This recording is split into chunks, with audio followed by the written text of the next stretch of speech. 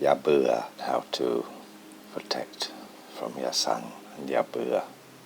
Ya and Ya Buea are still highly practiced in the hill tribe areas and in northeastern Thailand, in the Ajarn and in Surin, Khmer borders, and the Burmese borders, and northwest, where various animist belief and occult belief system tribes live. Ya is more. Ya Buea can be made with or without incantations, kata, akom, but is usually made with using woods and resins and tree saps and plants and animals that are poisonous. And the basis will be generally used with people who drink alcohol, because one of the general mix ingredients to mix with is alcohol. Different forms of whiskey, different forms of liquor. The typical moonshine, Yadong, which can be found in the north, which is made from brewed woods and herbs, so they can easily slip these in. And this doesn't need to be magical, it can be merely poisonous. But it can be defended with kata for putakun, Buddha magic. So kata akom, magical kata incantations, which are Buddhist faith related and have the power to overcome Ya Buea. Ya can include these poisonous ingredients or does not have to. Ya may or may not have incantations, but will have magical ingredients and will usually have incantations. Both of these kinds of deadly curses in the form of potions it's not common that you can still find these spells in the northeast and the northern areas, but it's not, people would really have to hate each other to form such a spell. It's not very common, and it can bring death, and often does when enforced. And so there are different ways of making these potions that have different recipes from different Ajarn. And there was a famous Ajarn from the north,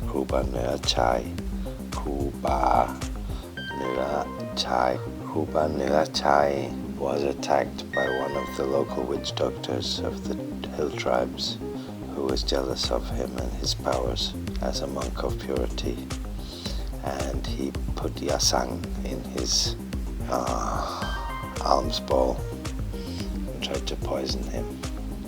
And it actually took months for Nua Chai chanting Samma Arahang to heal himself from the Ya, which almost killed him. And he states that he only survived the Ya and the curse through the chanting of the kata, which he used to heal himself. Now, most of these potions will be mixed with alcohol and work mostly with people who drink alcohol and who in a drunken state will notice less also. And their active ingredients will be activated through mixture with alcohol. And so in order to enforce Ya and to incept Ya into somebody's food or drink without noticeability, one would need higher arts of the dark arts to be able to perform mere invocations and incantations to turn what would normally be completely natural food into cursed food, which is a subject for itself and needs a talk for itself. And of course applied methods and various aspects of it should not be explained to the public. Now, having said this, that such details should not be disclosed to the general public, I shall continue to say there is also another method, which is possibly the most commonly used, which involves not necessarily any psychic powers on behalf of on part of the person who is casting the spell or the curse, and also does not necessarily involve any kind of poisoned or magical ingredients in the potion or mixed into the person's food or drink. And this third method is with the use of incantations, or better said invocations, which will invoke the summoning demons and spirits and pry devas and pry ghosts, hien, pry, pud, pi, pisad, phantoms and ghosts and other kinds of evil spirits and demonic entities and the like, and beseeching them to do your bidding and to bring illness or even death upon the victim of the curse. So that is the major forms of making yasang. And as I've already stated, Ya Buea is directly involved with poisoned or other kinds of influential ingredients, which might be magical or might be poisonous or might have some kind of physical effect or allergic effect upon the person who consumes it, unwittingly, unknowingly consumes it. That's Ya Buea.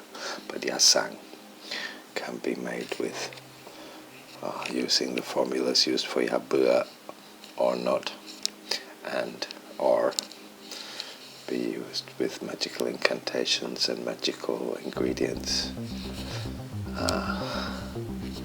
or just incantations on the person's food, natural food, or with invoking evil spirits to do your bidding.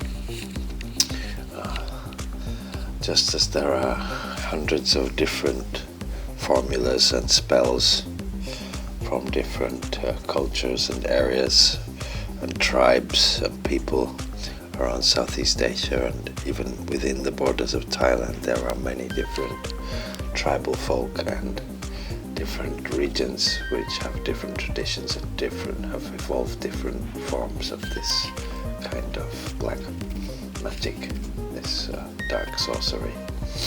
It is very, very close to, well, it is necromancy.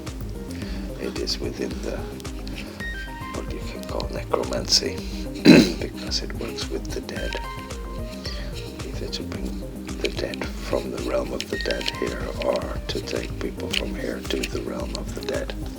A communication between the two realms is necromancy. So there are just as many forms of, or there are a lot of different forms of rectifying or nullifying such a curse or a spell, magic spell or an enchantment, which I shall go into in the following part of this particular chapter.